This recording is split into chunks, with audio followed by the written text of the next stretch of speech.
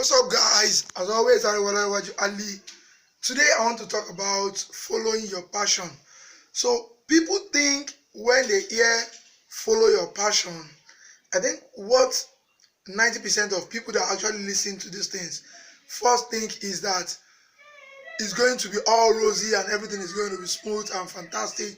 But I'm telling you right now, because I'm making this video because right now I'm working with my passion, and everything is going as I would have wanted, even more than I would have wanted, but it has never been easy.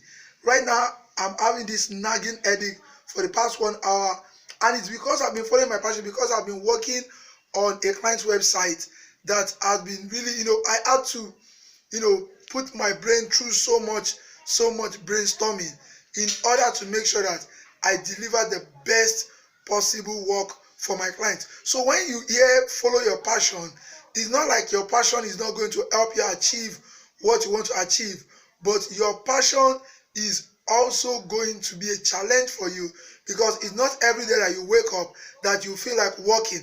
It's not every day that you wake up that you feel like going out, but you just have to make sure that you go through it and you continue to push and you continue to give your very best for whatever you are delivering, and that is what will make you stand out amongst millions of people. A lot of people also are following their passion, but what are they doing with it? Are they actually taking it to the next level, 10xing everything that they're doing? Or are you, I'm talking to you right now, or are you being lazy and you are trying to say, I'm following my passion when my passion is not being productive or something? Everyone has something, but everyone needs to understand that whatever you have, whatever gift you have, whatever talent you have, whatever skills you have, you need to make sure that you go through everything that you need to go through.